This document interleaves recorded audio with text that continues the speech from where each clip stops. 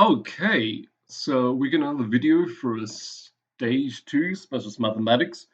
And this should be revision for anyone who's actually done the methods course because we're doing area between functions, but it's definitely worthwhile to practice it. So the concept should be revision, but we're going to add on a lot of the integrals that we've done exclusively with the specialist maths course.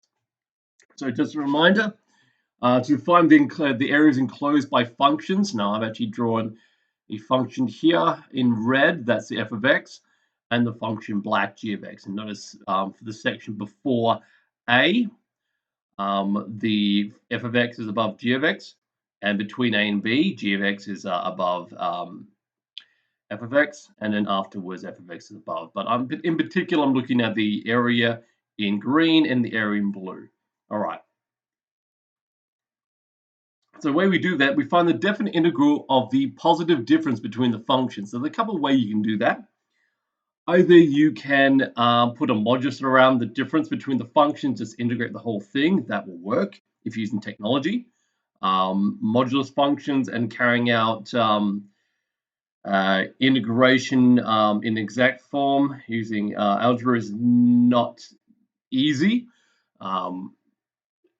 So we're probably going to break it up into parts. We wouldn't do exact form. So for example, if you want to find the exact answer for this, you do the first part, 0 to a of f of x minus g of x dx plus a to b, g of x minus f of x dx. All right, so that's the area between two functions. Now, next part I'll show in my notes is if we had the x-axis of the boundary. Now, you usually get taught this the other way around, but I find if you can consider the x-axis as the function of y equals 0, that kind of makes this more consistent with the area between two functions. And then the x-axis as a boundary, you remember in which order you have to write this. So for example, if I have a graph here, which is above the x-axis, I'll consider it, okay, boundary from a to b, f of x minus 0 dx. And in the case of this red graph here, where the function is entirely below the axis, I would go 0 minus f of x, because the function of y equals 0 is above the function of x, f of x. So that way you're probably more likely to remember it. So that's why I like to teach it this way. Okay, now we're basically just going to go through and do a bunch of examples at this stage. So let's have a look. All right. So, and I'll show you a couple of skills with the calculator found useful. But let's give this a try. All right. So let's look at, all right. Okay, so I'm going to go through question 4 and question 6 to start off with. And we'll go through a few more after that. All right, question 4. The graph alongside shows tan of x from minus pi on 2 to pi on 2. A is the point of the graph of y coordinate 1. Find the x coordinate A. Okay, well, that's just using what we know about tan. Actually, I might just move the camera for the purposes of this. All right, get you out of the way. It's the chord. All right, so going to be more room to maneuver. All right, so tan, basically, we're finding the solution tan x equals 1. And you're all crying out already, well, x equals pi on 4. And we're obviously solving this from, well, it's the one between 0 and whoopsies, 0x to pi on 2, because that's the section that's shaded. So it's pi on 4. All right, so that's just from you. Circle theorems. Sorry, not circle theorems, your unit circle.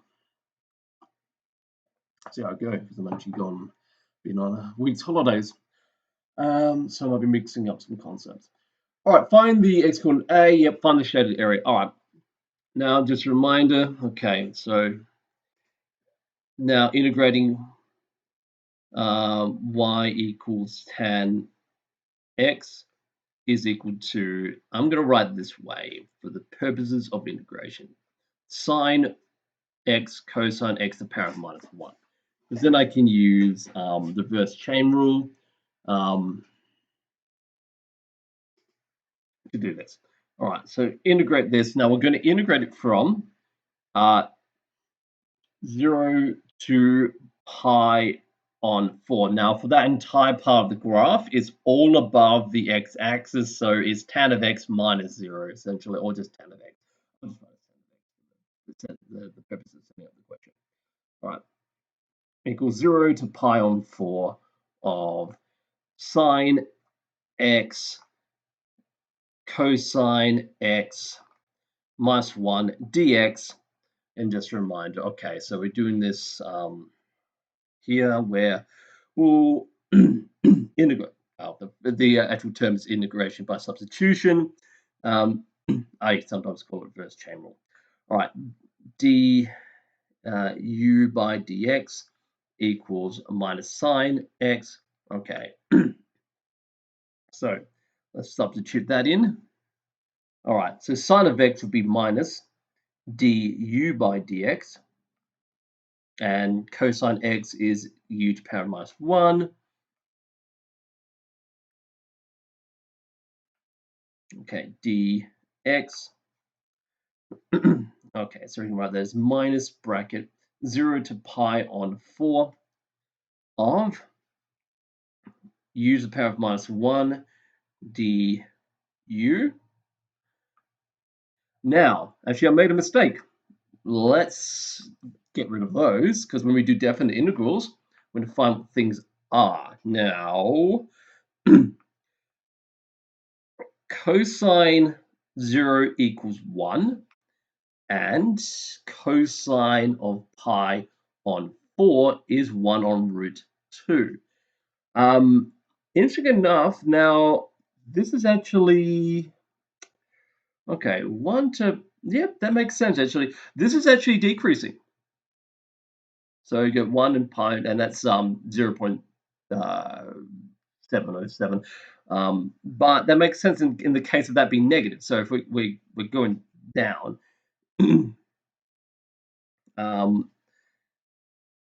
there's a couple of ways you can handle that. So, but let me just fix this up. All right, so this boundary is actually 1, and this boundary is actually 1 on root 2. Now, you could go and calculate that. Well, we've got to take the integral first. We're going to end up with log x. Actually, let's just do that. Let's just do that part first. Okay, so 1 on root 2, 1, and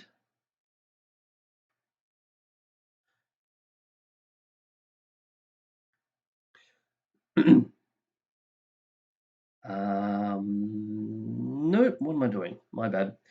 Holiday mode. Okay, let's just fix it up. All right, we go to this interim step. Okay, the boundary conditions are 1 and root 2. Okay, kind of wish I did what I was thinking before. What you can do is remove the minus sign and just swap these two.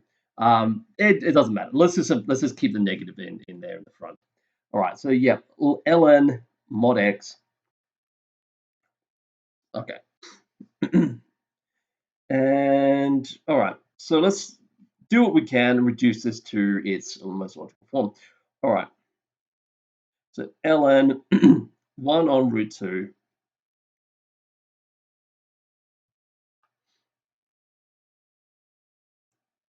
minus ln 1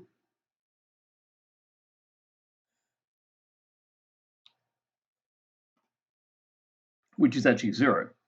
Okay, so then we get ln of 1 on root 2. And now if you can remember your rules of logs, you can bring that up as a power. So it's actually the final most reduced answer would be log natural of root 2. So if I actually work out, okay.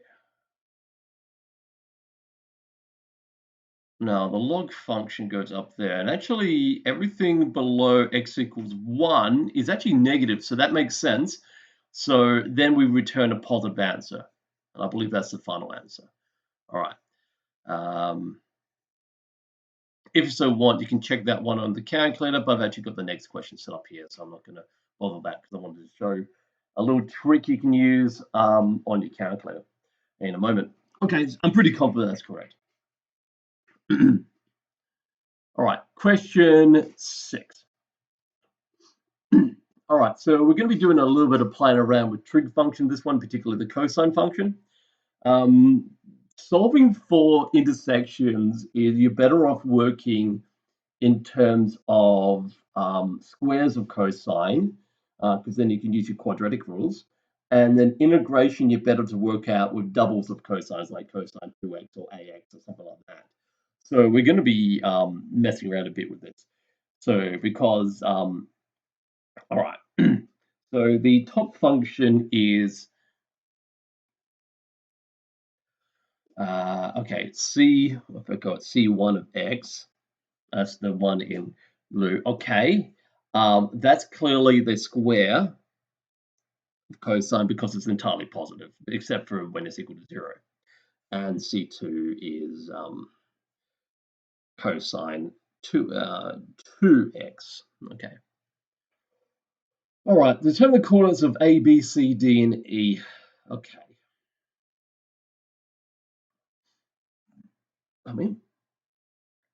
Okay.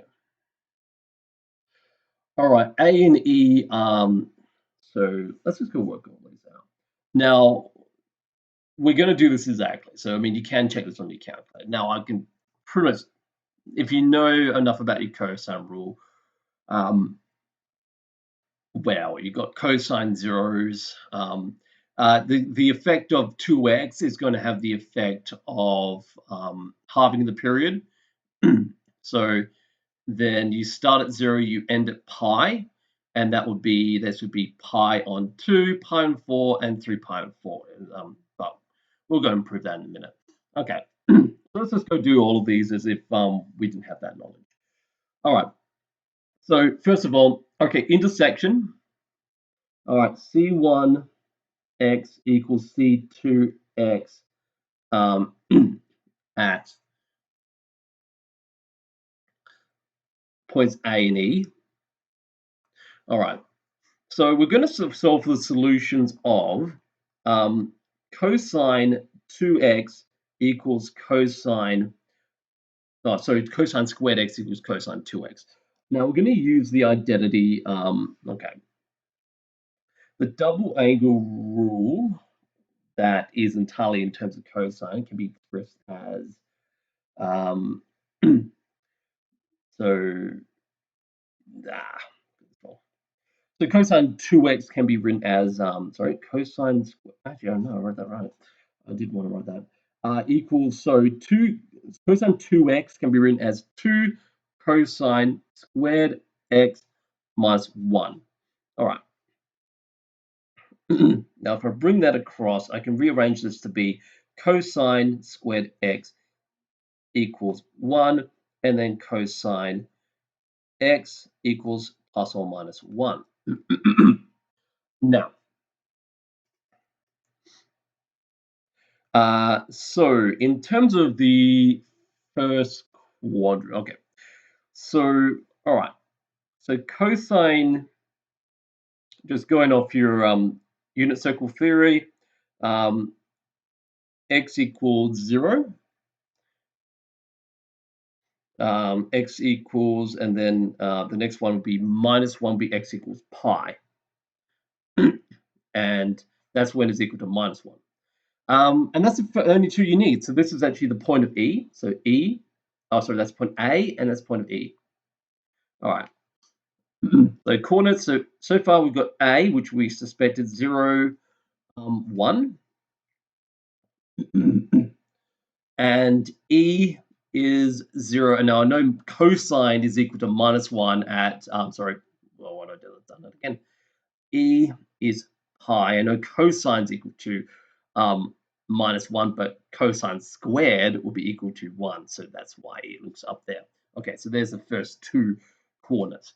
Now, as we said, I looked at that and I already could state what these were because I'm well familiar with these functions. All right, but just for the sake of doing it. All right, so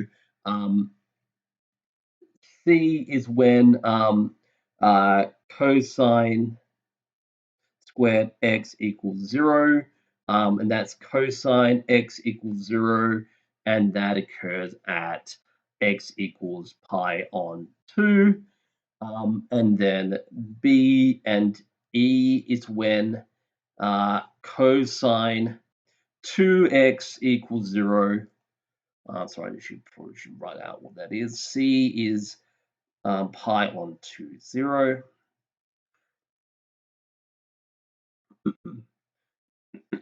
And so then, okay, on the solutions, cosine is 0 at pi on 2 and then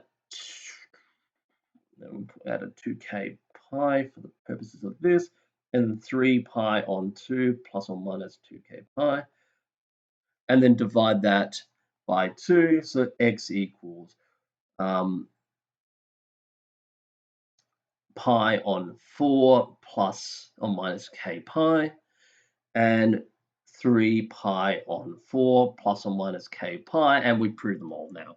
Okay, so basically it's the first two. So it's all right. So thereby b is pi on 4, 0, and e is 3 pi on 4. Sorry, there's a comment there, 0 as well. Okay. All right, so that's, oh, that was just me. I haven't actually done the integration. I didn't leave any space, so I'm going to grab a sheet of paper. So I can actually do the integration.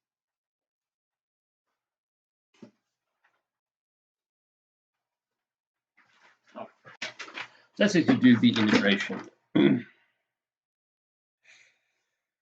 All right, so question 6, let's do the integration now. So determine, okay, yes, I did determine the coordinates, show the area of the shade region. Okay, it's pi on 2. All right. So, all right. Now the area is, okay, from 0 to pi of cosine squared x minus cosine 2x dx.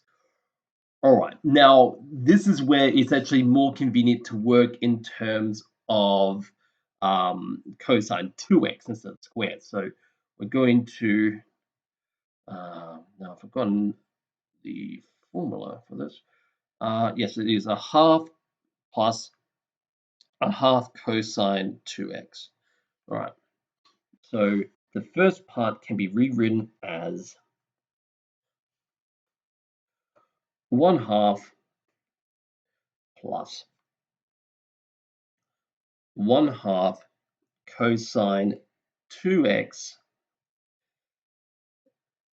minus cosine 2x dx. All right, and simplify that to 0 to pi of 1/2 of be minus 1/2 cosine 2x dx. All right, now let's integrate that. Integral becomes 1/2 x minus 1/4. Okay, that actually becomes that becomes positive. So it's sine 2x 0 to pi. Now that sign is going to be 0 a lot. We'll see that. Okay, so working out integral, you're going to have 1/2 of pi plus 1/4 sine 2 pi. Now that's gone. Minus 1/2 of 0. That's gone. And then minus 1/4 sine of 2 times 0, which is gone. Okay, so then you're just left with half pi, or just pi on 2. Okay, so we showed that. Now, this is completely unnecessary at this point, but I'm going to show you a little trick. Your integral function on your calculator, which you'll find if you go second calc, it only works like boundaries on the x-axis, and even so, if you've got something underneath the x-axis, you have to adjust for that, and you have to adjust for axis intercepts and stuff like that. So I'm going to show you a little trick. If you want to do area between two functions, I went and played around with this, and I found something that might be useful. Okay, so if you go back into y equals, all right. Now, if you go into your variables, go into your y variables, go into function, you've got all your y's here. Okay. So now I think it was, what did I pick? Okay, the y2 is the one on top. Okay, so let me just go back into that. All right, so variables, y variables, oops, no, variables, across, y variables. Then I'm going to do y2 minus variables, y variables, enter y1. Okay, graph. And you actually get that's actually what we're going to integrate underneath. All right, now if I do a second calc,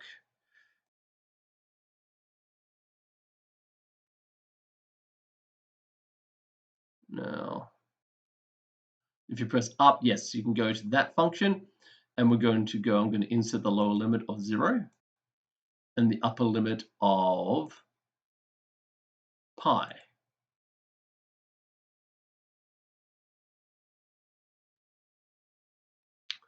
Yep, and we end up with, yep, 1/2 of pi. There you go. So that's one way you can actually go and work out the area between two functions on your calculator. You can draw the two functions. You can work out the difference. Also, just a reminder, like if there's an intersection, and the graphs swap, like if you see question 5, for example, where that effect, you have to account for that. Well, you can do that by putting the modulus in, to be honest. That can, you can do that as well. And you can find the modulus in your, we've already done this, I think, absolute value function, number 1. Yep. All right, so it's there. The ABS bracket around your y take, well, your y1 take y2 and always return a positive value, and then you don't have to worry anymore. All right, so let's move on with a couple more examples. Now I happen to double check on these ones, so hopefully my skills aren't too rusty. Let's put you away. All right, so let's have a look at question 10. Oh boy. It's one of these ones. All right. So the graphs of y equals, all right.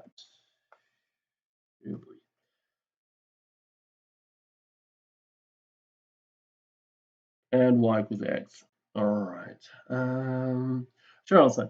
All right, find k. Okay.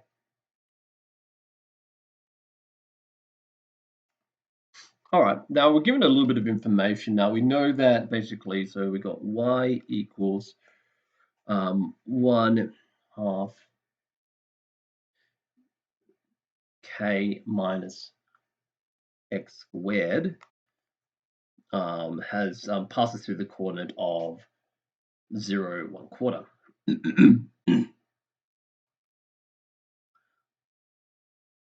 Okay, so 1/4 equals 1 over root k, because x is 0. Take the reciprocal. So then root k equals 4, k equals 16. But for purposes of this, we might write it this way. So then the function now becomes y equals 1 on 4 squared minus x squared.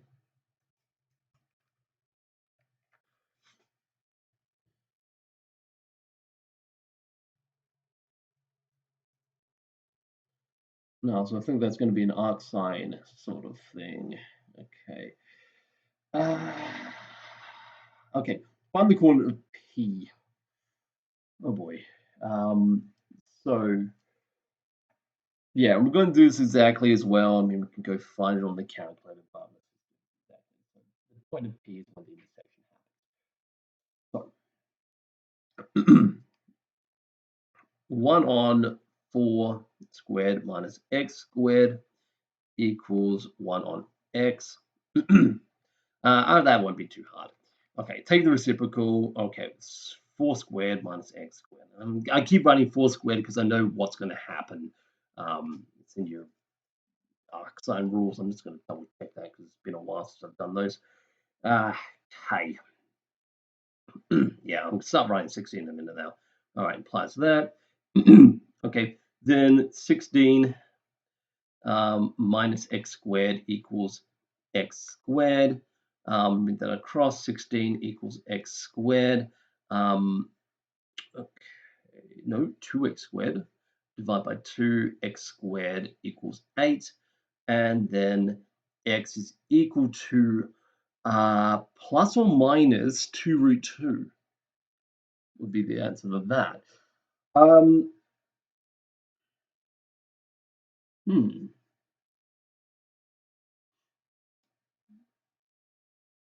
to that, that's correct.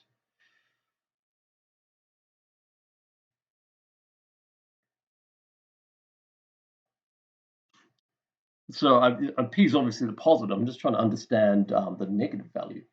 So we're going to ask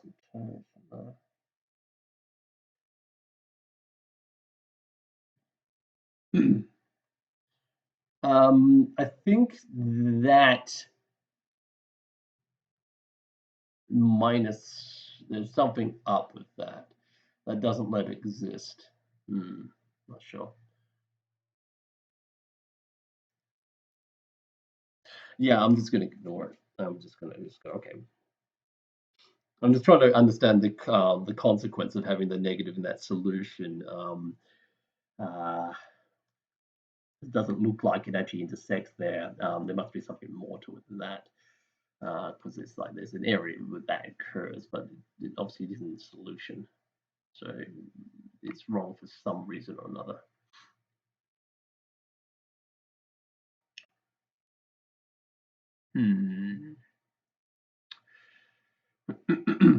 Okay, I'm going to let it go. So find the shaded area. Okay, again, try for exact form. All right, so integral of from 2 to 2 root 2 of, now 1 on x is on top, so write that there, x, and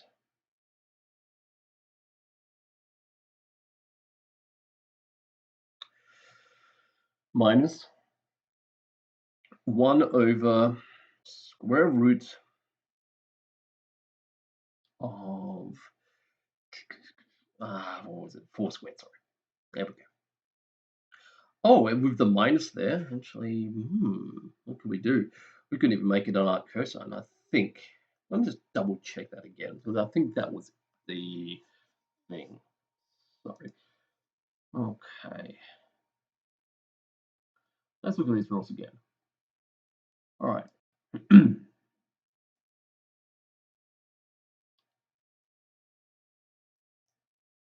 Now, either you can carry out subtraction like that and just make it your general thing. These two don't really go together because that's going to be your natural log, and this is going to be inverse trigonometric functions. So they don't really fit. So you could change that into a plus, and then use the arc cosine. It really doesn't matter. It'd be funny enough. You're going to get two different answers that actually mean the same thing. Make an interesting result. So, I mean, you could do it like this. You can say it's either going to be ln mod x minus x. No, actually, here's a wrong group of functions. Go to the next one.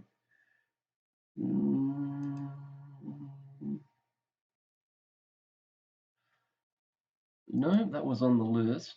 Where are you? Oh, there we are. Yes. So either minus arcsine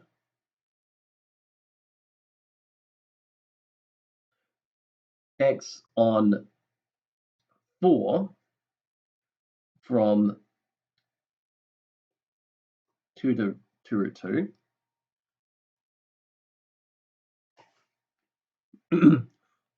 or ln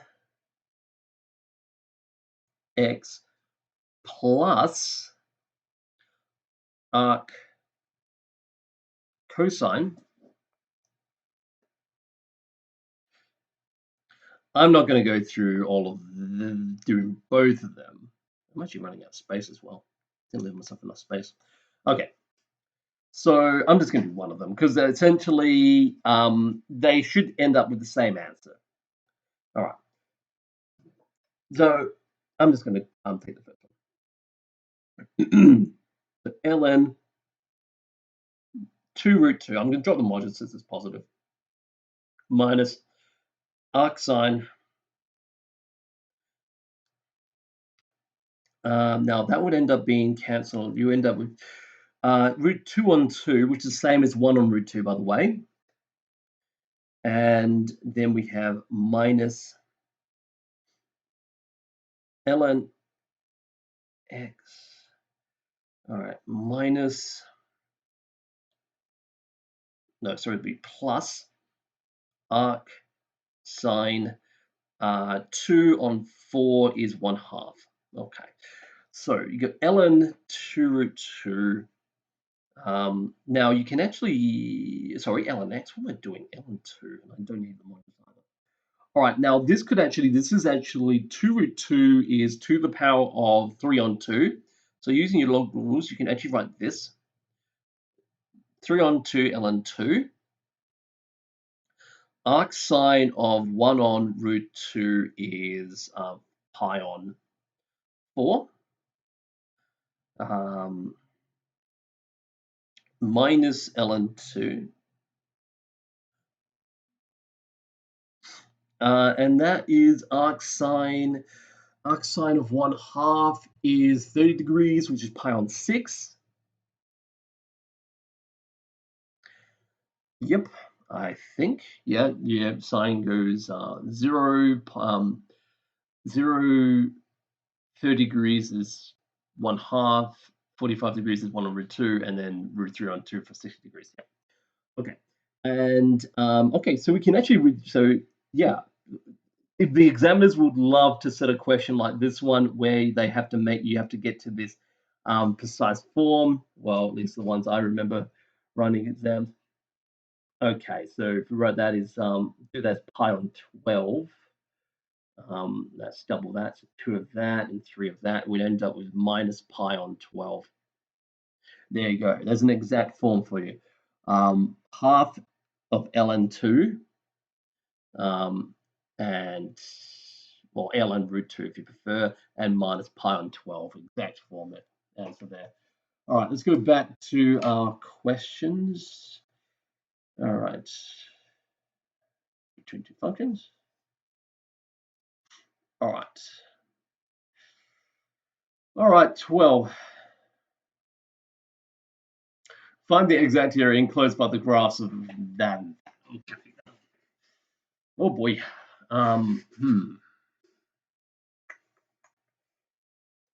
That was no, it's not going to fit into that. Find the exact area enclosed by that.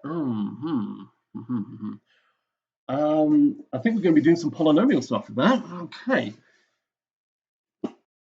Possibly.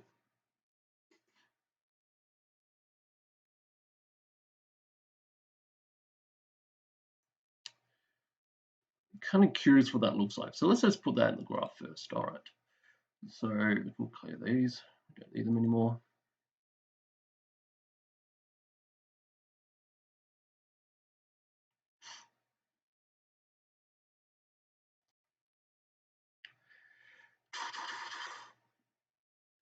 All right, so go back up. All right, so we've got variable x squared divided by bracket x. Oopsies, didn't x in there. There we go, x.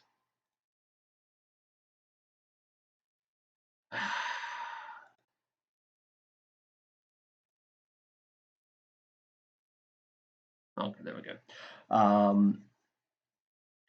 Plus 1. And the second function is x divided by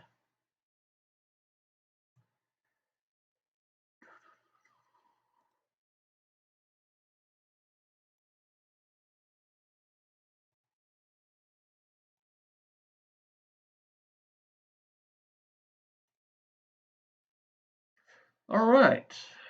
Let's just go. Let's get the window. Okay. Don't need to go past 1. I'll go to minus 0.5 to 1. Okay, that seems to be there. Now, I can tell pretty much they both pass at 0, but we can prove it. Let's just find the, okay, x squared on x plus 1 equals x plus 1, x squared plus 1. Now just bring them together, x squared minus x, which was on top? X is on top.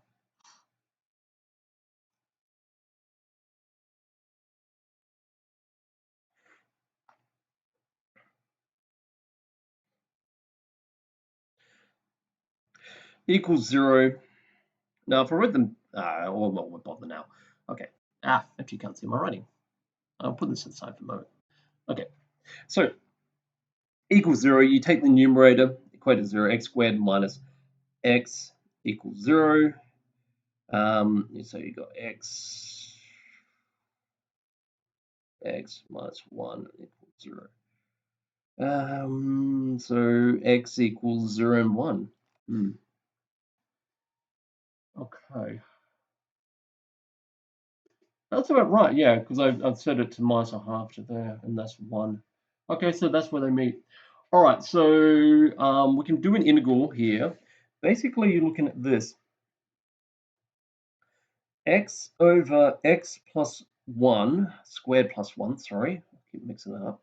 X squared over x squared plus 1. Now, I wrote this question down to do. I didn't actually write any notes. I did some notes for the first few questions.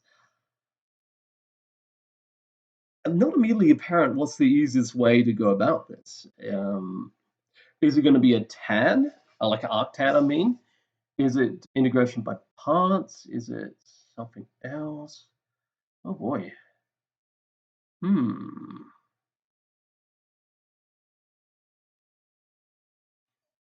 Because, let's go back. Let's have a look at our functions. Okay.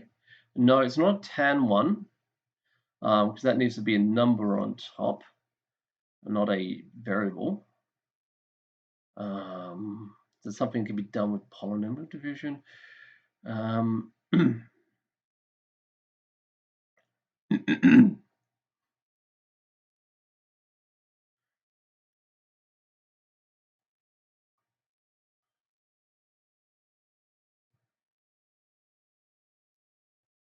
I mean, that one can be done by substitution.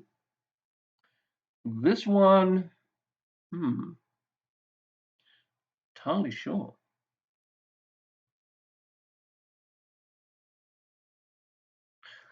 I do a division process. So if I do kind of x squared minus 0x, that's 1, minus plus 0, and I got x squared, sorry, plus 1, that was right. I get x. Now if I subtract that,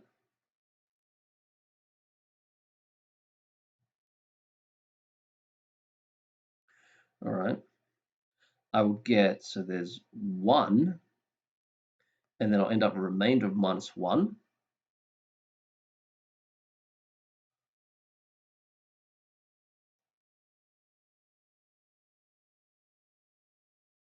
So that can be written as, maybe that's the way to do it. So because that I can do with substitution. If I simplify that, minus bracket.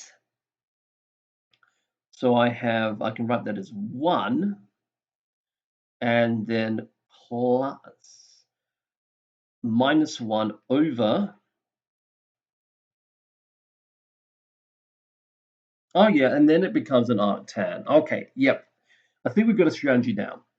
It's a little bit convoluted, but no, it's not that bad. It's one of the lighter questions, so this is what you expect. Okay. Now the first part. Look, I might even just go just change this into the two different things here for the purposes of this. Actually, why don't I just make it into 3 completely different parts? Oops, see, there's a dx there. And then I've got minus 0 to 1 dx, that's the -1, and then I've got the positive 1 on x squared, okay, 0 to 1 of tan x dx. Okay, this one I can do by substitution. If I say u equals x squared plus 1 du by dx equals 2x. And then I can say, well, then 1/2, but I'll just go and do that in a moment. Okay. And then I'd also need to say, well, then when u equals 0, that's equal to 1, so that doesn't change, and u of 1 is going to be 2. So 1 squared plus 1 is 2. All right, so then, that's a little aside, this turns into the following. 0 to 2 of 1/2 du by dx, and that's 1 on u dx. This part I can just evaluate. This is, well, it's just 1, so that becomes x, so it becomes minus, I believe that just becomes -1 plus, yeah, well, x. It's, well, basically, let me just put it there. It's x evaluated from 0 to 1, which has become -1. And this one is a straight up arctan, I believe that is the formula for, yes. Yeah, that's just straight up arctan. Oops.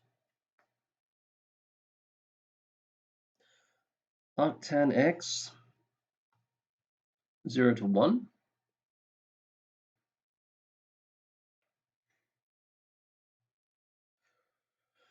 Oh, right.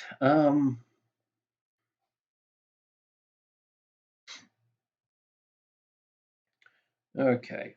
So this part, okay, integrate that. I'm just going to jump ahead. 1/2 ln x evaluated from 0 to 2. We've got -1, and plus, let's evaluate this one. Arctan of 1 is pi on 4. Arctan of 0 is 0. Okay.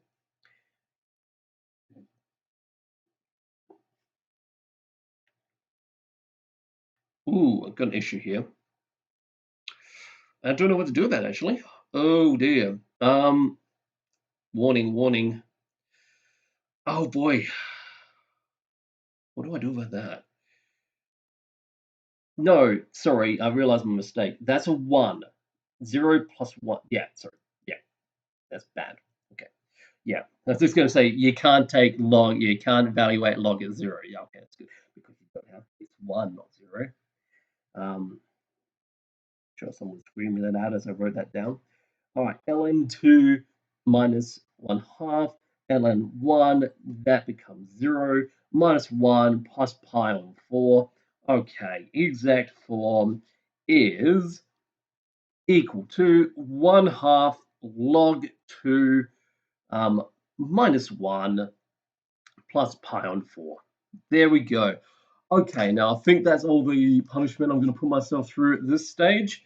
Yep, it's no real new skills, just I thought I'd practice a few of all the other skills in the application of finding the area under the curve. So you can always check these by kind of evaluate what that means on your calculator and go through what we learned about with finding area and using the y variables to work out the difference, and then you should be able to check it that way. All right, so I'm going to leave the video here. I'll catch you next time with a bit of new content. Catch you later.